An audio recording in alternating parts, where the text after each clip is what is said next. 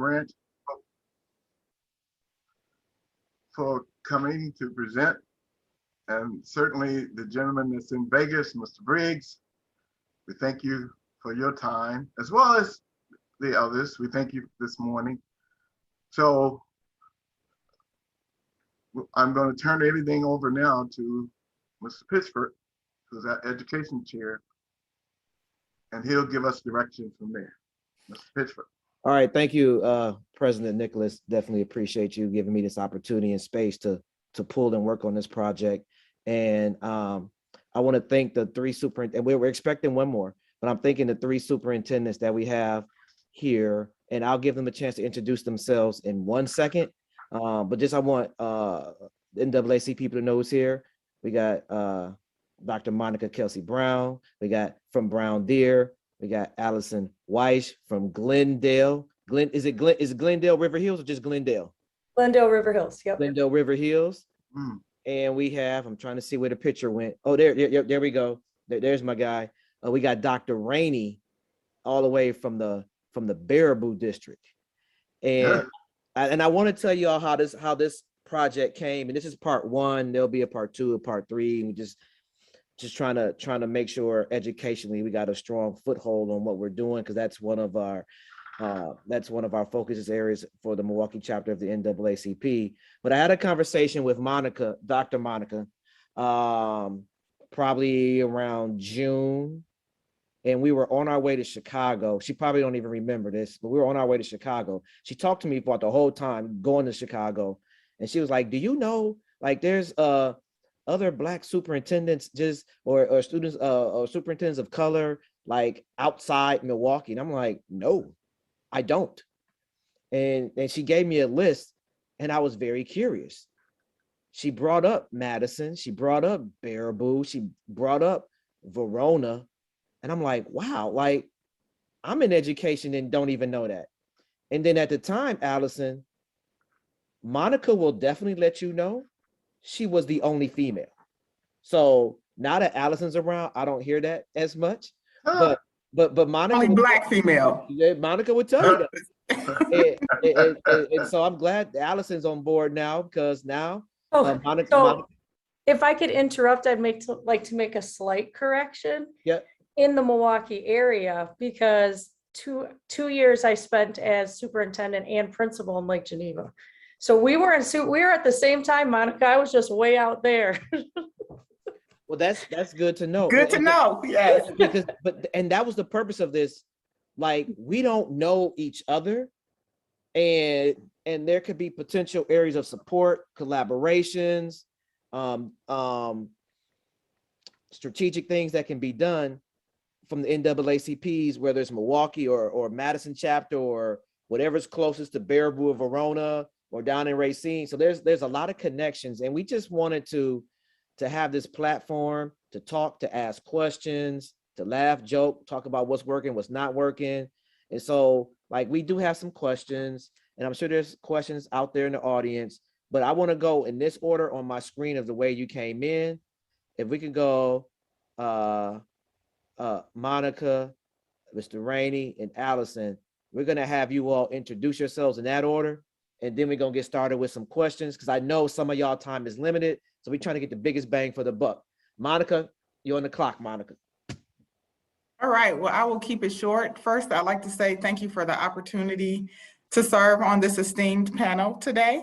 As we talk about the number of superintendents of color across the state, I would add to that, we need more. And not just because we're people of color, but because diversity speaks volumes, and we bring an experience to the table that adds value to all of our work. As Mr. Pitchford stated, I am Monica Kelsey-Brown.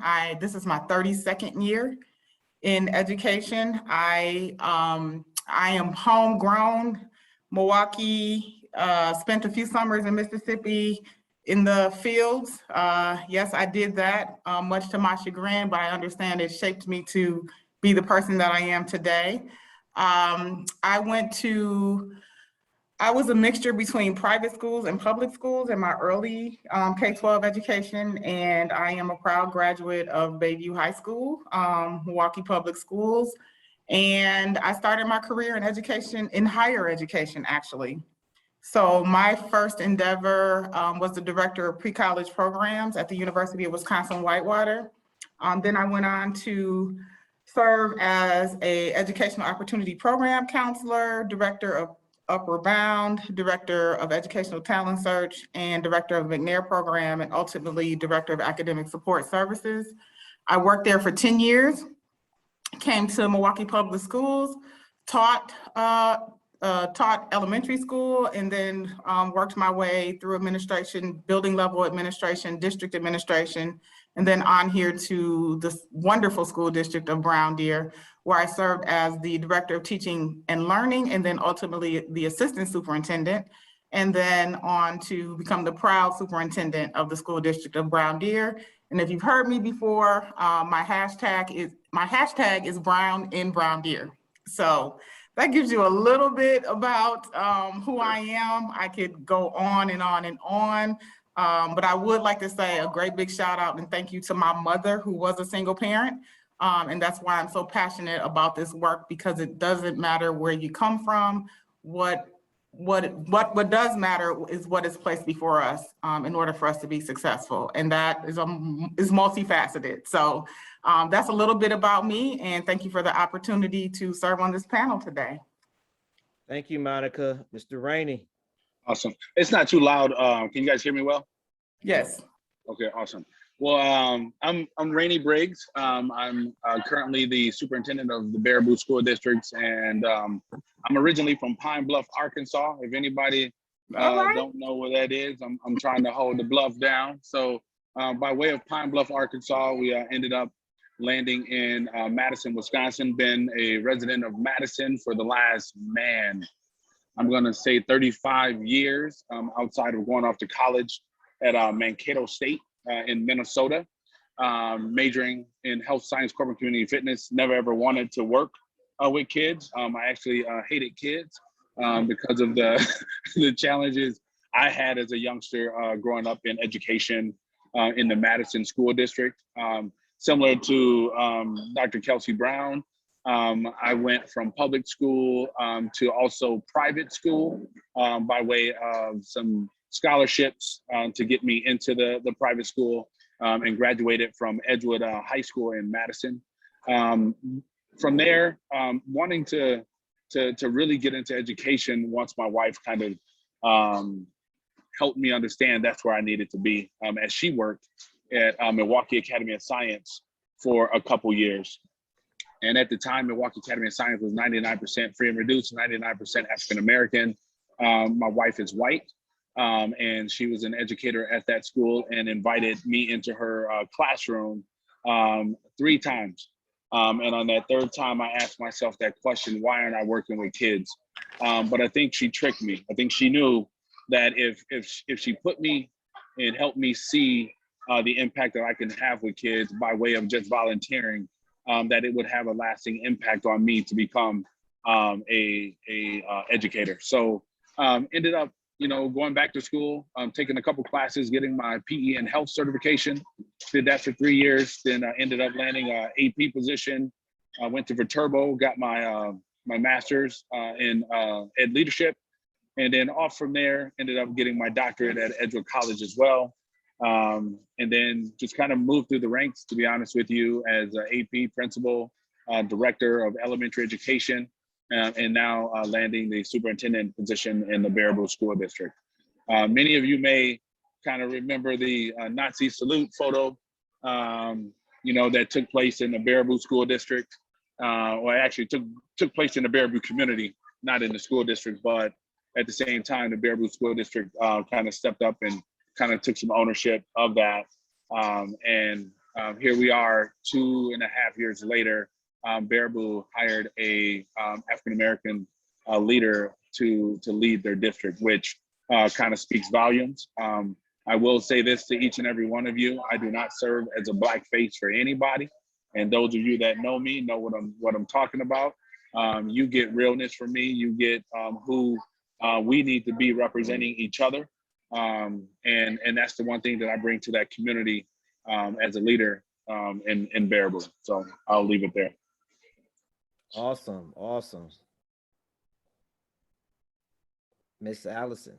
Hello. So I just like to say also, thank you so much for inviting me, Monica. It's been wonderful to connect with you. And Rainey, it's really nice to meet you.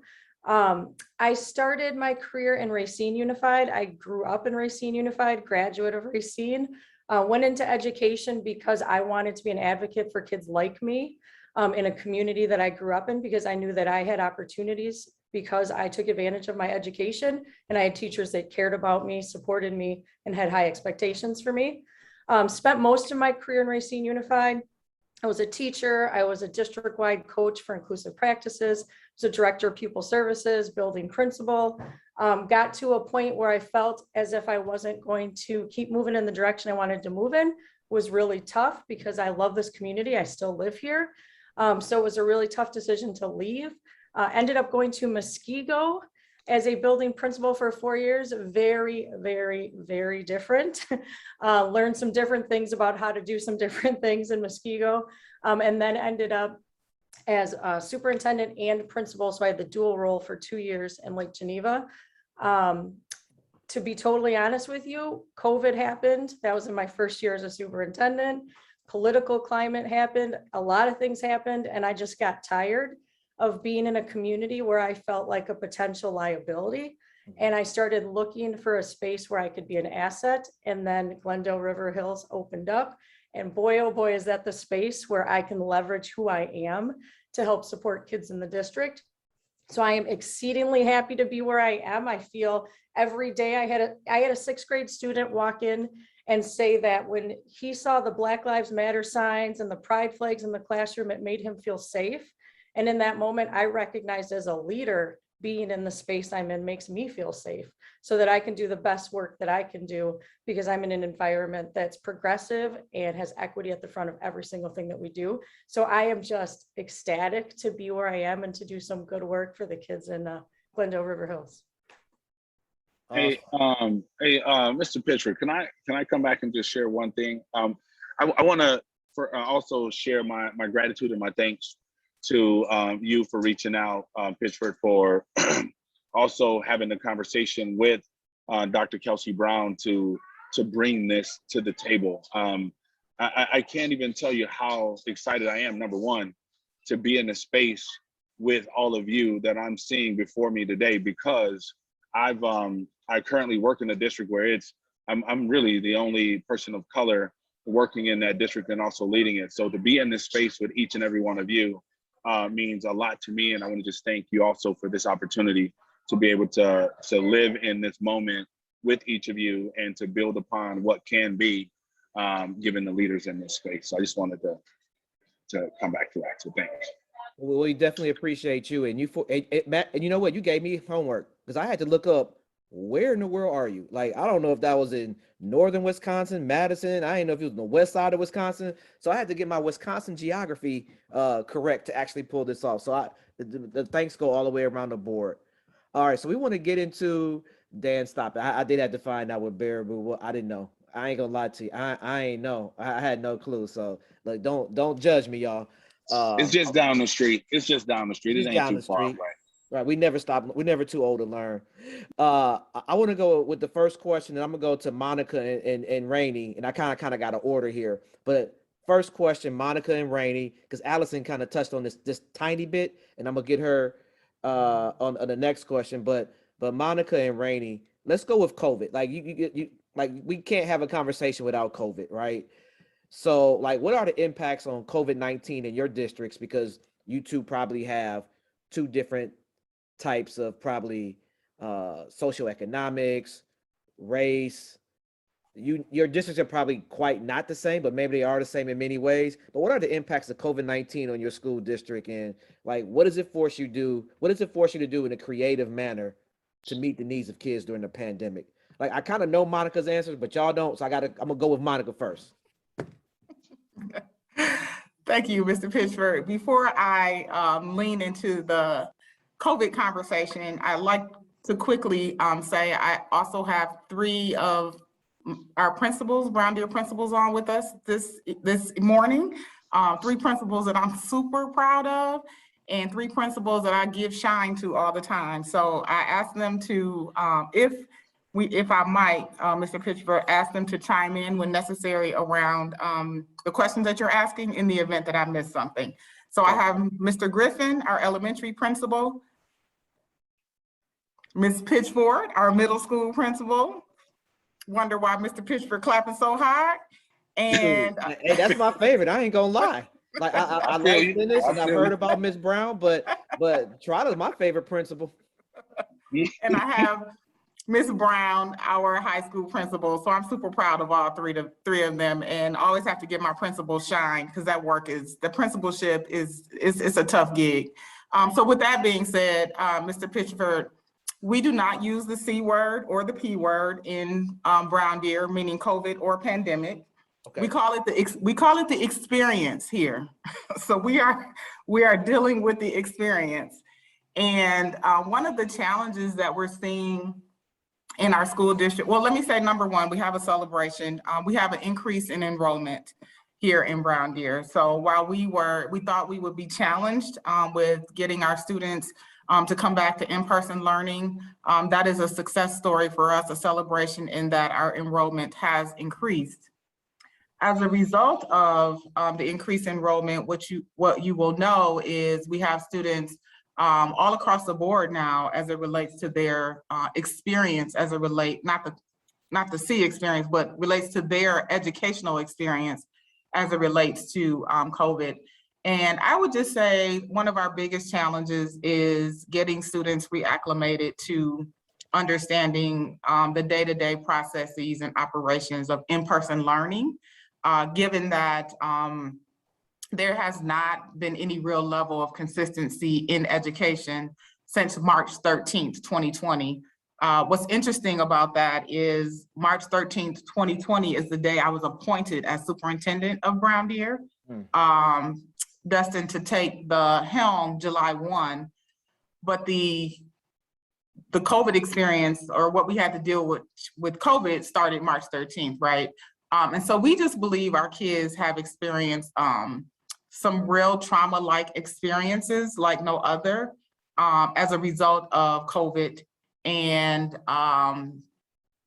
we know that those experiences existed pre-COVID. We are believing at this point that COVID exacerbated the inequities that already existed. And so we are now, while we were eager to have our students back to in-person learning, we are 100% this year. Last year, we didn't quite make it to 100%. We weren't really sure what to anticipate with what was coming back, not what in terms of our children's experiences. And so that's what we're trying to get our arms around and be able to provide additional supports from a socially emotional perspective for our students, from a mental health perspective, and being way more intentional about building relationships with students to help them understand school is still school, and helping them interrupt maybe some of those learned behaviors that came as a result of COVID or the experience, because they were in survival mode as well. So I'll leave it at that, and I'll let Mr. Briggs chime in. Thanks, Dr. Kelsey-Brown. Well, for Baraboo, last year, Baraboo was one of many districts who were back in person for the entire year. We had about 30% of our student population that were virtual. So we had about a 70% population of our students who attended in person. Now, we were fully masked, so that kind of supported not closing school. There was a couple windows in there where they had to close school. But I would say this year, with me coming in, the one thing that I've kind of led with conversations around is like Jim Crow laws, right? So many of us on this screen understand what the Jim Crow laws were. And we knew where we had to do certain things that, hey, made us seem less than at times, or it allowed our counterparts to feel like they were better than we were to some degree. However, when you think about the Jim Crow laws, there was a lot of learning that took place for us. There was the experience that we had then. So when Tony Evers came down with the stay-at-home order, there was a lot of people, and I'm going to say a lot of white people, who felt like their whole world just came to an end. Like they can't go anywhere, they can't do anything, they can't be who they need to be, and oh no, I'm going to still do it. So I've kind of brought that into the space in Baraboo a little bit to kind of help people kind of understand the experiences and challenges that have been placed among us as people of color for years, right? And for years, we've had to do things differently. We've had to overcome many challenges and things that have kind of put, caused us anxiety or stress. Well, in this particular case, I've kind of brought it into the space to help people understand that when there's quarantining, when there's people with COVID, our number one thing is safety. I want to make sure that everyone is safe. I don't care what color you are. I don't care what socioeconomic status you fall in. I don't care who your mom and daddy is. I don't care what business you own or where you come from. I want to make sure that we keep schools open and we keep everybody safe. So there was a huge push from the unmaskers to not have masks this year. And we actually led the way by way of having Baraboo lead that whole whole Sauk County in going fully masked to start our school year. And now we have every school district around us who have switched to masking, having a masking mandate. So by way of my experience and my history of understanding things, it really allowed me to kind of push in a different way to bring who I am into the space, bring my history into the space, and have that respected. So in Baraboo, they really have respected that safety lens, that lens of experience that me as a person of color have learned about, my family have experienced, to be in that space to kind of do something different. So we've kind of moved down that path of making sure we have plans to support students who are quarantined, so that they do have instruction and virtual instruction. Moving down that path to students who have COVID for contact tracing and all that good stuff to make sure we're hitting the right buttons to support those who have been exposed to COVID to some degree. So we've really put some things and plans in place to really support our growth in learning also. So I'll leave it there. Outstanding. We're gonna go, and I appreciate answers for both of you. We're gonna go to our second question, and this one will be Alyson and Monica. So I'm kind of going round robin here. Alyson and Monica. And you all have, Monica, you touched on this a little bit, but we're gonna start with Alyson. Like, so with just the COVID learning environment, like we're doing a lot of things differently, better or worse, but like differently than we've done in the past. But what's something that you've learned that you could do differently in education? And Monica, I'm going to ask you that same question. Like, what's something that, I had this thought in the back of my head and I pulled it out during COVID, or I was forced to do it, didn't want to do it, but it works. So Alyson, what would be something in that space? And then Monica, you could follow up behind Alyson. I honestly think this format that we're using right now is something that's come in real handy, especially when you're talking about meeting with people in the community or reaching out to families and parents. Being able to get on a screen with a family and talk to them face to face is much better than emails or phone calls or the way we would communicate in the past. Getting participation for meetings, for problem solving meetings, for students with IEPs, special ed meetings, like parents being able to have that convenience to just step out of their work environment and pop onto a screen and connect with the school I would say that's definitely a silver lining of the pandemic, is just having that opportunity, being able to bring things to students from a distance that we may not have been able to do in the past, because everybody knows how to Zoom now. Everybody knows how to log in, to have conversations, to chat, even board meetings. So much more participation from the community when we have school board meetings, because people can just log in from their homes and be a member of that meeting and know what's going on. So I would just say being able to connect more by using this platform with parents, with other schools, students, the community would be a silver lining. Yep, I agree. I agree with Alyson. There are lots of silver linings in this experience. I believe that what schools, while we recognize the silver linings, I wonder, one of my wonderings is, I believe schools are still trying to operate in the same fashion in which we did pre-COVID. So I think the analogy I use is ram's horns. When they lock horns, they're just, they're pulling back and forth. And so we're in this, we're in the human experience of wanting to still be comfortable and go back to what we did pre-COVID.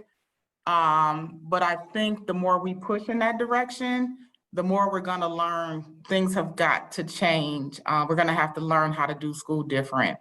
One of the silver linings for us is based on what Alyson just mentioned around parent-teacher conferences. We remember when, if parents didn't actually show up in the building for parent-teacher conferences, the label that our parents would sometimes get is, oh, well, the parents are not involved, they don't care about their children's education. And that's never my belief around any parent. I do not believe that any parent sends their students to school for them to fail or not learn. They do not know how to navigate education in the same manner in which other parents do. But in no way would they send their students to a space every day for 180 days in a school year with the thought process that I want my kids to fail or that I don't want to be involved. So one of the things, and when my staff members bring that conversation to fruition around parents, my question to them is, if every single parent in our school district showed up tomorrow in our buildings, what would we want them to do? And you get crickets. So I do not allow us to blame, shame, or judge parents for what they are or are not doing. Because when kids come to us and they cross the threshold doors here in the school district of Brown Deer, we're responsible for educating every single student, irrespective of their background. So I wanted to add that piece, but I want to go back to parent-teacher conferences.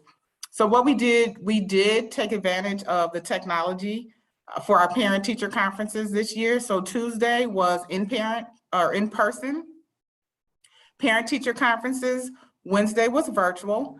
And the perk to the virtual experience was teachers had the choice to either work from home or come to the school building on that Wednesday. And then Thursday was hybrid, where they had to be in the building, of course, but then parents had a choice.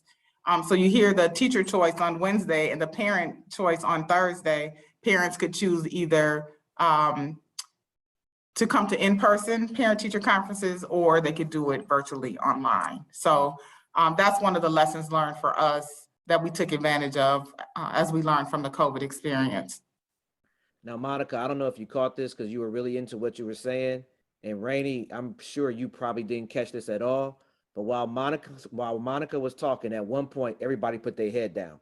And it wasn't because, Monica, we weren't listening to you, but you talked about technology changing. An Amber Alert went off while you were talking. Yes, I got it too. You got it too.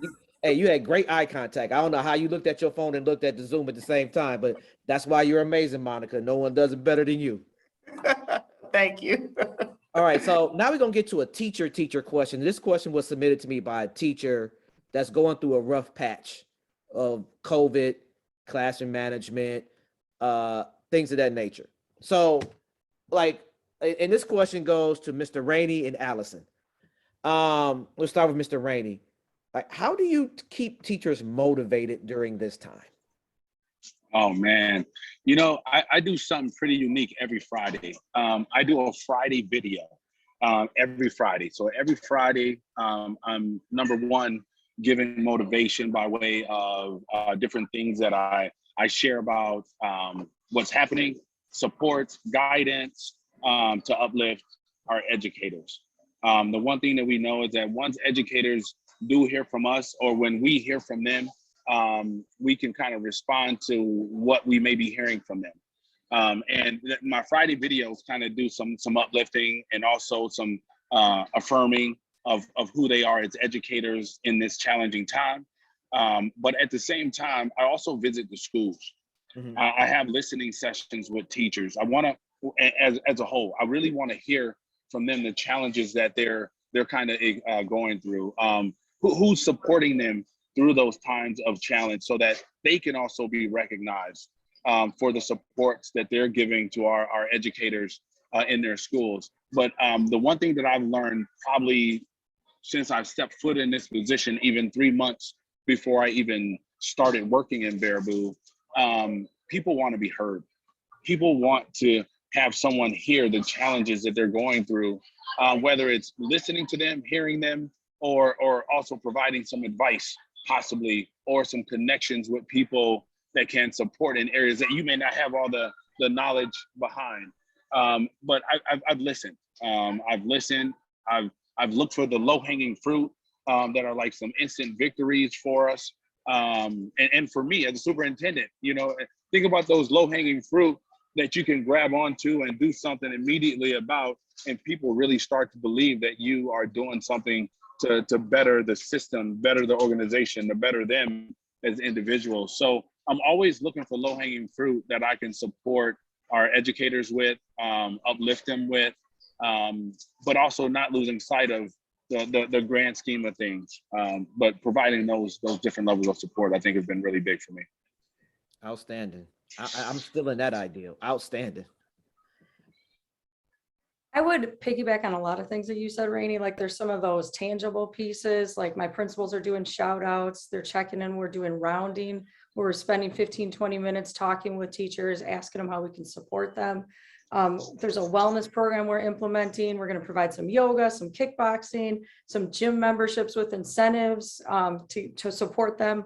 You know, with that, we're bringing in massage chairs. I mean, there's all that. We just did on Friday. I provided subs for subbing for all of my middle school principals, because we have such a sub shortage that every single day they are covering classrooms for each other. So we just provided a lunch just to try to just show them how much we appreciate all that work. So there's the tangible pieces, but then there's also just what you were talking about, just being visible. I'm in a place where I am the third person that's been in this position for them in the last year. So outside of COVID and politics and everything else, they've had a lot of transitions in leadership.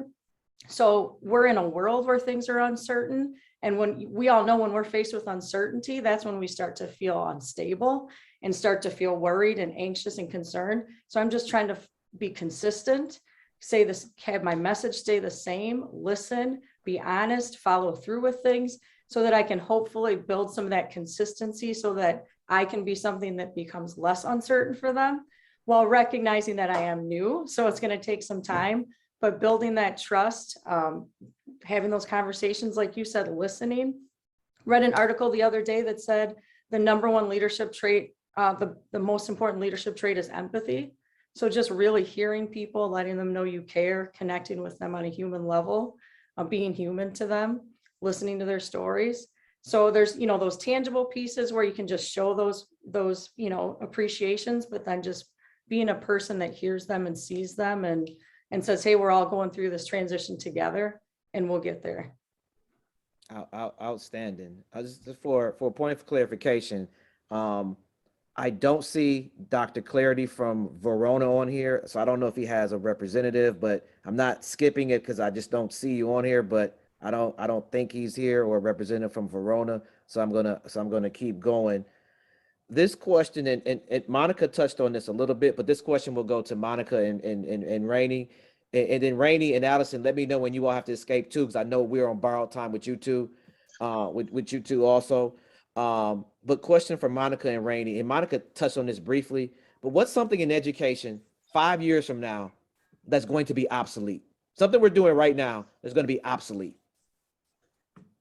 I know that's a tough question, but I got to ask all the tough ones. Okay. So what will be obsolete is the 5-day school week. That is going to go, it's going to fall by the wayside. I might not be in my seat to see it. I'm close to retirement. No, I'm just teasing. But I think the 5-day school week is going to look very different. I think the way we do high school is going to look very, very different. we are going to have to allow our students to, we're going to have to be creative and innovative with allowing our students to have more of the work experience, or even, and I know we have dual, college credit courses and things like that. But what we learned during in the COVID experience, or in the experience, is, and we knew it, but I don't know, we knew it, but a lot of our high school kids had to go to work when COVID hit. And so there was this juxtaposition between school and having to go to work. I have to support my family because all my siblings are at home, and my mother can't go to work because I have younger siblings, and somebody has to be there with them, and somebody has to work. And so becoming more creative about the high school experience, I think is going to be, I actually think our hands are going to be forced in that space real soon. So the 4-day work week, and then understand and giving kids choice. We learned some of our students did very well in the virtual experience. So that's the way they learned. They did it well that way. And so why not find a way to give them a choice in our very own school districts when they know that they learn well? We also learned for our students who have some serious mental health issues around anxiety. We have kids who have severe depression. I unfortunately lost a student to suicide this past spring. So I'm saying that to say our kids are really dealing with some experiences that schools over time have been unequipped for, or we just don't have the human capital to be as responsive to those needs as we would like to be. We are responding to those needs, but I think they have again been exacerbated by COVID. So giving kids, rather than, I think the school compulsory attendance law is going to change as a result of COVID. So those are just three that come to my mind that I think are just really going to interrupt what we do in schools. And we know we've needed to change the K-12 experience for a long, long time. Now I believe we're going to be forced into it if we truly want to make this work post-COVID. Okay. Gotcha, Monica. Thank you. You're welcome. And Monica hit on a couple of key things that I would have spoken to as well, so I don't want to reiterate those. But I want to lean into by way. I think what will be obsolete is the way in which people go about selecting where they want their kids to go to school. I think right now the experience will be really, really important, and I think Monica did kind of touch on the experience. But right now, most people select mainly where they end up going sometimes by their report cards, the report cards of those areas, the school district's report cards. And I honestly believe those will become obsolete because the experience in which people will get across our country. I can go to school, I can go to high school right now in Germany if I really wanted to, from sitting here in Nevada. So by way of the experience that will be put on the table for many of our young people and many of us as adults. I mean, many of us have gone to school or gotten our masters or gotten our doctorates online to some degree. Those experiences are going to be even more important as opposed to where people want to say that, they have a community that's pretty much all white. They feel like the kids are going to do well because that community is all white and the report cards are saying certain things. I think that's getting ready to go away to some degree. And it's going to be really based on the experiences in which our kids need to grow and be who they need to be as humans in our country and in our world. So. Okay, that's amazing. And so now I want to go to the question I really want to hear the answer to. And this one will be Alyson and Monica. Alyson and Monica, what is the most effective way to attract teachers of color to the field? Because we know, and anyone else is in education on here know, that it ain't many people of color going into the field of education. So what's the most effective way to attract teachers of color either to the field or to your district? Whichever way you want to start that off, Alyson. Well, I think we got to go all the way back to when they're in school and creating school that's a positive experience for students of color so that they even consider that as a career, as a space that has a good association for them. You think about other businesses and they recruit, like, why can't we start recruiting students, when they're in high school and talking about like the skills and talents they have to be educators. But I think that's across the board, because right now we can see we have a shortage of teachers, period. Teachers are not education is not seen as a sought after career. It's not seen as something that kids dream about going into anymore. And I think about, why did I go into education? It's because I had a good experience in school as a student, and I wanted to give that back to other students. So how do we build that for students as they're coming through our system? So that's something that they want to come back and do as adults. Gotcha. Thank you, Mr. Pitchford. This is going to be the last question I can respond to. Our Hall of Fame luncheon is today, so I need to mosey on over to the next room. I agree with Alyson 100% in that planting the seed around what a wonderful profession this is early for our students will be the start of the conversation. I also believe it's important for those individuals who are in the teaching profession to speak highly of their own profession. And so my grandmother was a Head Start teacher for close to 50 years, and I know how teachers used to be, the teaching profession, I should say, was held to the highest regard. And so we have to find the space to be able to get back to that. I, however, would say the individuals, including us who are in this space, have to also speak to how rewarding being in a profession like this is. I think the hardest piece of our profession is we typically do not see the fruits of our labor until way, way down the road, when Shaniqua comes on back and says, you know what, I know I was a hard-headed child, but look at me now. And we've all had that space that we walked in where none of us have been, we weren't perfect when we were in school either. And so allowing our students to express themselves and be who they are in their spaces while planting this seed about education, and then also helping them understand the trajectory that you can navigate in education. So when I first went into education, all I thought about, I knew you could get to be a principal. So I still have one of my essays that I wrote in college about being a principal. And well, I thought that was it. You get to the principal, and then you've reached the top of the food chain, if you will, in education. Then you learn about all of these district level positions that you can be afforded the opportunity to serve in. And then you ultimately get to a space where you have someone who mentors you. I've had great mentors along the way. Dr. Pulliam, University of Wisconsin Whitewater, who's no longer with us, and Dr. Gloria Latson-Billings was my mentor. She was my doctoral advisor.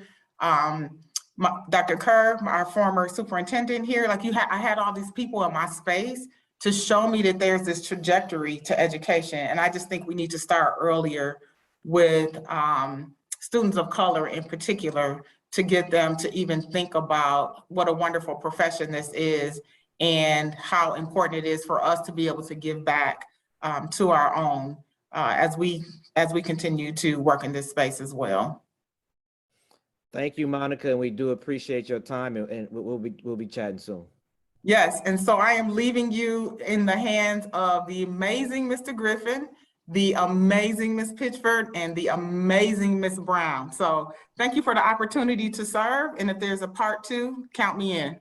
There'll be a part 2. Monica, we're gonna make you late. One more request from you before we go on to the next question. Put in your contact information. If anybody in this space, if there's any resources thing, put your contact information in the chat room, or you could designate that to one of the people you're leaving behind. Your call. Okay. We hope you're late I'll too, put it in the chat. We hope you're late to your next meeting. Thank you. I appreciate you. I appreciate your support. I'm trying to keep the job, Mr. Pitchford, not lose the job. I got you. So while Monica is typing, she's gonna hate that she's gonna miss out on this question. So Mr. Rainey and Alyson, the question here is, and I'm not sure how your districts have approached this, or had conversations, and maybe you have, maybe you haven't. But, and then Dan, I got your question after that. But Mr. Rainey and Ms. Alyson, the concept of critical race theory and the fear or not fear, I agree with it, I disagree with it. You can't have these books in the building. You like what's happening in your district around that? Is it a thing in your district? Alyson, I'm gonna let you go first because I want to pop something in the chat, a document that I've used in my district to kind of really support the community and everybody else understanding a little bit more. So I'll let Alyson speak to it first. Okay. Sure. So as I alluded to before, the space I am in now is very different than the space I was in last year, being in Walworth County and Lake Geneva. I was very blessed to have a board president in the very conservative community that after what happened with George Floyd, I had written something very politically correct that I thought I could send out in a safe way in that community to speak on it. And he asked me to lean into it and to say more and to bring it deeper for that community. So I had a safe space there to do that. But what I have now is a board full of advocates. We've talked about doing a board resolution around Senate Bill 411 and coming out strongly as a school board and as a district against that bill that passed in the assembly. We've talked about the pieces even outside of that critical race theory. We've talked about, looking at other districts that have taken down things, that have taken equity out of their plans. And my board is very loud and clear that that will not happen in our district and that they will stand up against that.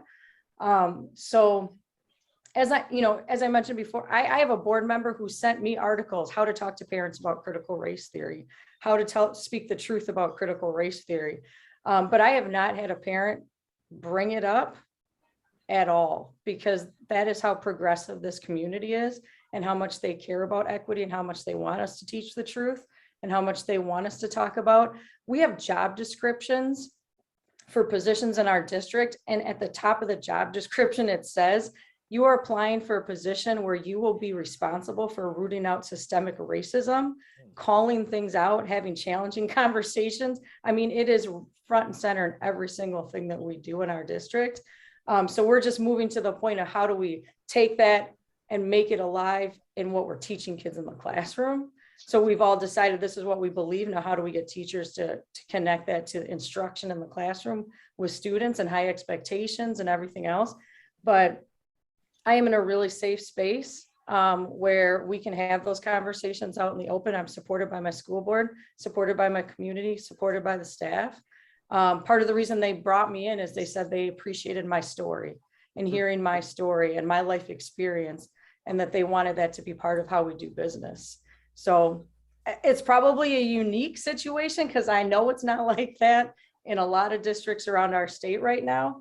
But I'm in a space where we can have those conversations. Nice. Yeah. Mr. Rainey, we didn't see what you sent. If you sent anything. I just sent it just now. So okay. It's in there. So a couple different things. Number one, we were in the middle of a pandemic. So a lot of people weren't really thinking about critical race theory as deeply as they probably are now, that people are kind of on the back end of the pandemic of, oh, yep, we're wearing masks. Yep, it is what it is. So now we've lost that battle in their minds, and now they want to move on to critical race theory. But they're moving on to critical race theory in the essence of not really understanding what it is, right? And trying to find every little word that kind of puts us back into y'all heard me talk about the Jim Crow laws earlier. That's what this is trying to do. It's trying to remove us, trying to dehumanize us in a way that doesn't allow us to have a voice, doesn't allow us to kind of teach about ourselves, or to even have in the space who we are. I know at all of our levels in our schools and in our districts right now, none of us are going in saying we're teaching critical race theory. That's not what we do at this level. Gloria will beat this to death and tell you that it's not something that happens on a K-12 level. But we have a lot of people who have no idea what it is. They see equity, they think equity equals Black. They see oppression, they think that equals Black. They see microaggressions, they think that equals Black. So they want to remove us as much as possible as being a focal point in many of our school systems. So what I created was this particular document. Many of you that don't know, I travel the country. I do a lot of work around equity, diversity, and inclusion. And when I took this job in Baraboo, I spoke to all of these things on the journey of the interviews that I was a part of as getting this position. So they kind of knew what they were getting, who they were getting when I was interviewing for this job. I didn't hesitate to help them understand that, you know, given the Nazi photo, and many of you probably also heard recently, there was a lawsuit that just was settled in Baraboo that had a lot to do with racial discrimination, harassment, all that good stuff that was just settled, like, I'm gonna say maybe 3 weeks ago. I wasn't there for this, but it was still something that falls on my plate.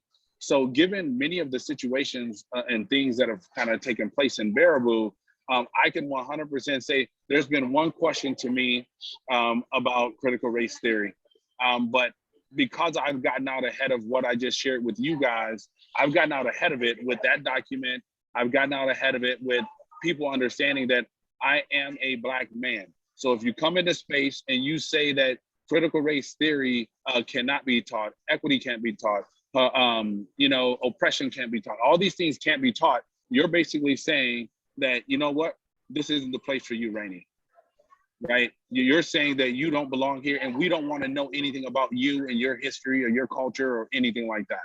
So I've made that very, very clear that you're going to learn about me, you're going to learn about my history, but I'm not going to impose my history on anyone else in our buildings, nor will our teachers impose that. We want our kids to be critical thinkers. We want our kids to analyze information, break it down, and use it for their own growth and learning.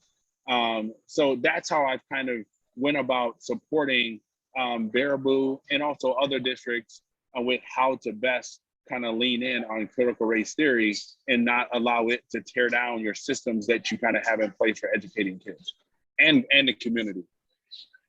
Absolutely, absolutely. Alyson, we're gonna give you this space to say goodbye to everyone. Thank you so much for having me. I appreciate it. I appreciate meeting you, Rainey. I appreciate reconnecting with Monica and some of the people on in this room that maybe don't recognize me, but I recognize you from LinkedIn.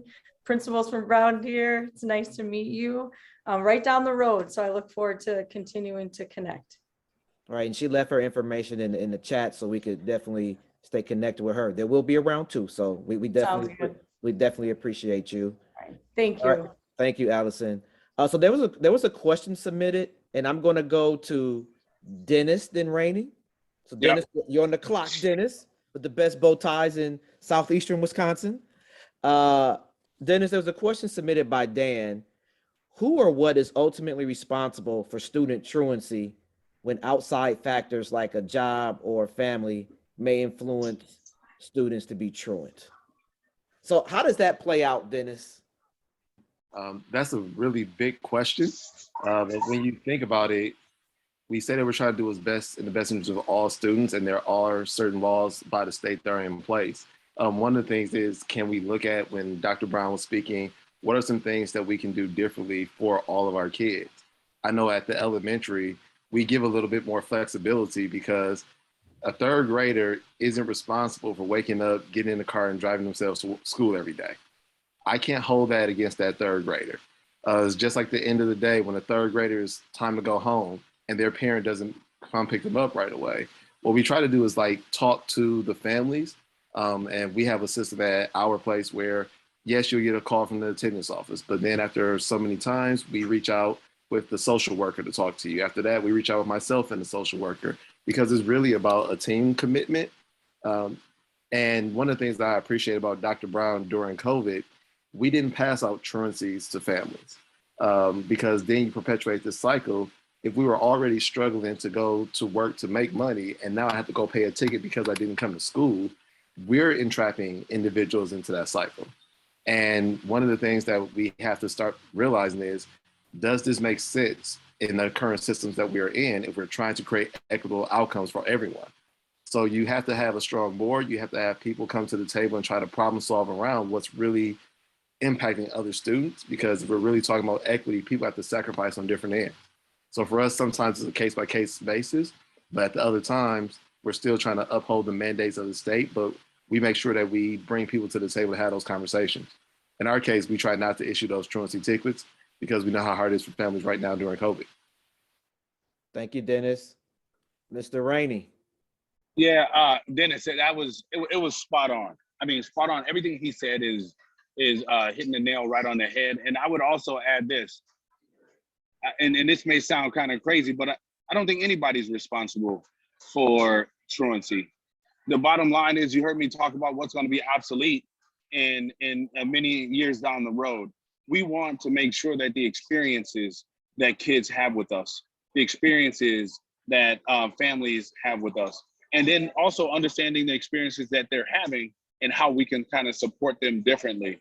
You think about kids who are in high school, they may have jobs to get to, right? Or they have to provide differently for their families. They may have to go to work at 10 o'clock early in the day, knowing that they may have to do something different, or we may have to create different programs to kind of support who they need to be or who they want to become as citizens in our country. So I think the truancy is like it's a crazy word. It's a crazy sense. I mean, like Dennis said, you know, you got your third graders who they don't get to drive. They don't get to bring themselves to school, you know, but that's on a parent, right? But that parent may also be working, right? And it's also that parents responsibility to have a plan in place to get their kids to school. But if they can't, if they don't have resources, they don't have connections, if they don't have these things in place, we do provide some things at schools by way of, taxi vouchers and a bus system. But we do have a lot of kids who aren't on bus routes because they live so close to the schools that, you know what, they don't wake up on time, or, you know, there's other things that are kind of happening. Let's say a kid in third grade doesn't show up to school at 8 o'clock, but shows up to school at 10 o'clock, but is still able to show you by way of their instruction and their learning that they can do everything that was done between 8 and 10, right? Should truancy even be a factor, right? I mean, just think about that. Should it even be a factor? Yeah, we want kids in front of us. We want them in school. But at the same time, it's like you look at standards-based grading.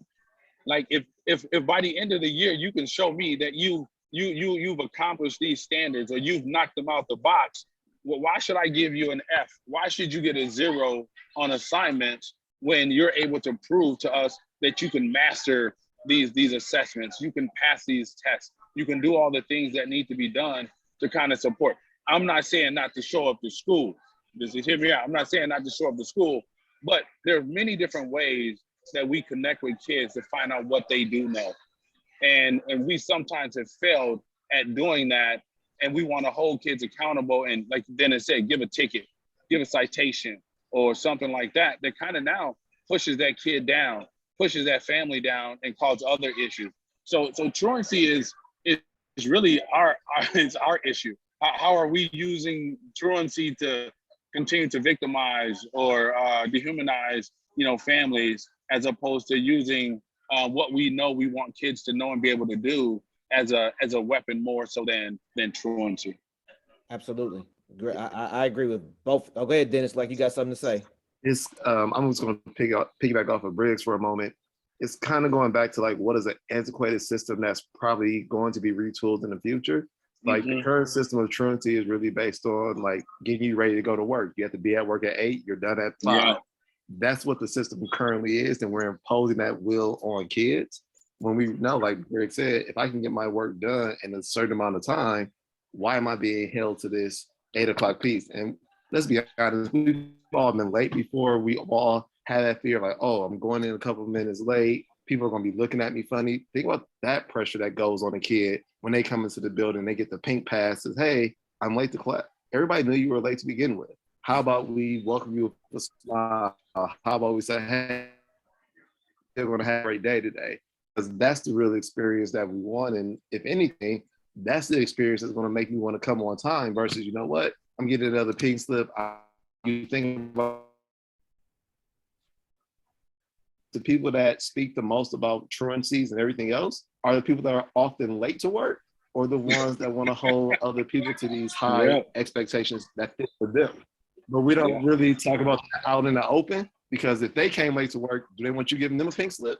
Absolutely not. But we're so free to do it to kids and their families to make them feel more ostracized in the system that we're ultimately trying to change. Yeah. Absolutely, fellas. Now I'm gonna give the ladies a little love. Miss Brown and Tryla. I don't know if Tryla's on here still.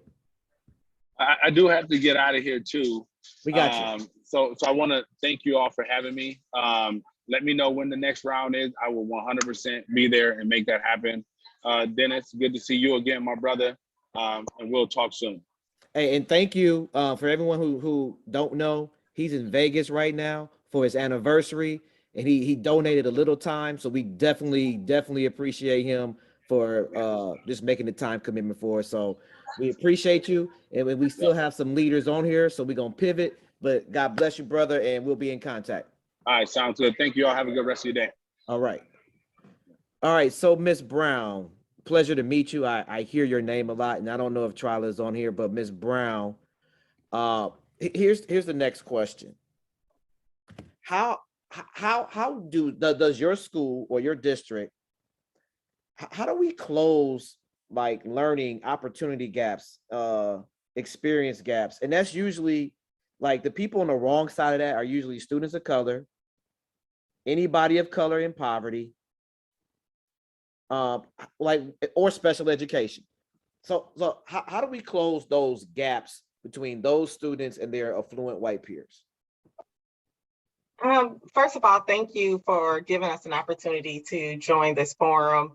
I really appreciate being able to hear from other leaders in the state about educational issues. So I want to say thank you for that. When we go to look at how do we close this achievement gap, I think the first thing that we have to do is acknowledge that we live in a system where there's a group of people that are not supposed to be successful. And unfortunately, throughout history, it's always been people of color. If we look at our whole capitalistic society and our framework of how our society is made up, we can see that brown people have been traditionally the race that has been undereducated, underemployed, and really not been able to benefit from this quote unquote American dream. So when we talk about what should we do in schools, I think that goes back to our earlier conversation about school has to look differently. We have to really look at how kids learn, give kids what they need, and stop focusing on this 8-hour day and really looking at what kids need to know and be able to do to break those barriers of poverty, of being undereducated, and really just providing, to me, what students need to be successful in our ever-changing society. As long as we keep the structures, to me, and this is just my opinion, the way that they are, we will continue to replicate a group of brown people who are always at the lower end of our socioeconomic status, being undereducated, underemployed. And so if we're not really going to take drastic steps to change our education system, to give students what they need and to be able to break those barriers, then I really just think that we're continuing with business as normal, because we know what we're going to get if we continue to do what we're doing. So I just think that we really kind of need not only an overhaul of education, but to overhaul how we make money in this country and what can we do to make sure that distribution of wealth is going to everyone and just not the top. Agree, totally agree. Tryla, are you there? If she's not there, we got, hey Yolanda, we got one final question. I'm gonna go to Dennis and then Miss Brown. And this is like a 20-second answer.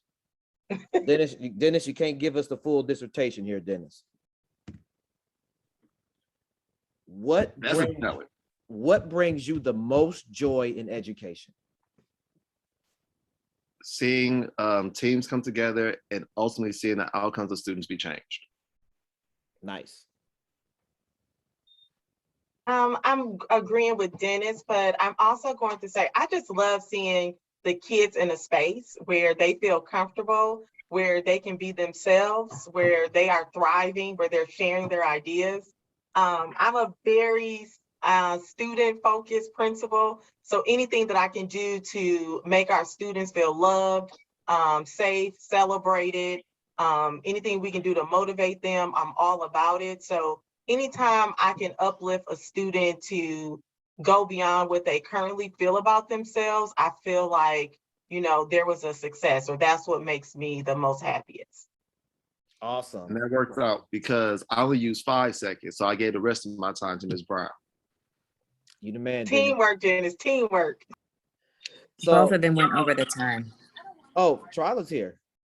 Oh, Tryla. Well, Tryla, Hey, we're gonna ask you one question. Let me go back to my list. Tryla, you got like, I'm gonna give you one question. I cannot not ask you a question on here.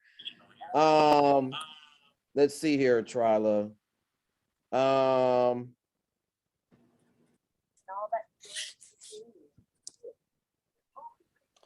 Tryla, what do you do? This is a tough one, and we'll probably come back to this on another session, but what do you do when there are procedures in place or a board mandate that doesn't work for the kids you serve? why would you throw that question in here right now? Okay, what would I do? If there was you said a board mandate or some procedure in place that, can you just give me the second part of that? Or a procedure that just doesn't work for kids, like how would you try to attack it? I mean, I'm guessing there's probably several options, but like, what's an option to choose to make it equitable for students? Absolutely. Well, I think the biggest thing that needs to happen is that if it's not best for students, then there is something that needs to change. You know, we're all about following rules and expectations. However, if it's not in the best interest of students, there are some changes that need to take place. And so I would really just bring data forth. If it's a procedure and it's not benefiting students, it would be my responsibility to show how it's not equitable for students, or it's not serving our students in the best way. But I would also bring solutions, not just say this doesn't work, but talk about the rationale for why it doesn't work and what we can do instead to provide the best support for our students.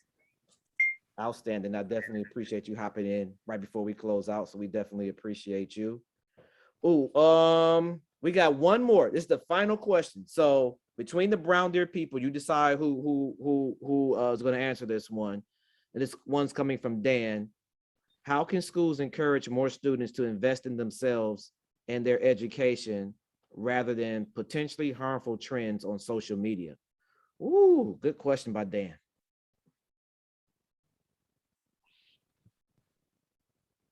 Because we all know about the TikTok challenges. We all seen the things that's gonna happen each month. The reckless driving, the all this nonsense, the beefs on social media. How do you get kids to invest in themselves and not the mess? I'm going to use Mr. Pitchford as my example right here.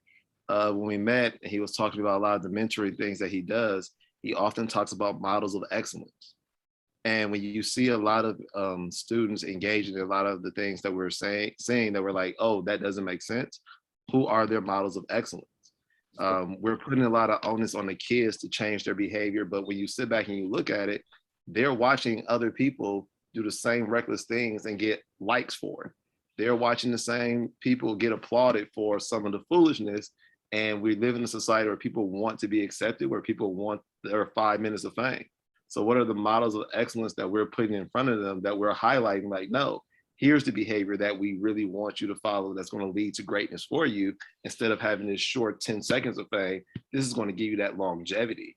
And that's one of the reasons why education is so important.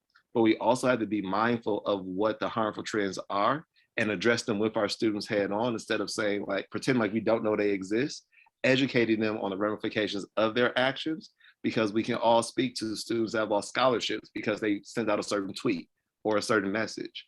your social media presence is who you are, and it doesn't go away. So presenting more knowledge about what happens on social media, and then also creating models of excellence for everyone. All right, one more question, Ms. Brown, and then I'm turning it over to Mr. Nicholas. So after you hear Ms. Brown, the next voice you hear is Mr. Nicholas with the closeout and probably thanks for everyone. So Ms. Brown, what does your school or district do for like to address mental health? And I'm assuming the question is on students, but it could probably be mental health of teachers too. And maybe we'll end with this question today. And then when we do round two, we'll start with a mental health question because that was in my notes too. But Ms. Brown, what are some things that you see done in your district or your school to address mental health of students? Okay, so I think one of the most important things that Dr. Brown has really stressed to all of the principals this year is that instead of punitive consequences, we are really going to take a social and emotional lens on everything that we do. And so anytime that we are using that social and emotional lens, we're able to provide that mental health support that students need.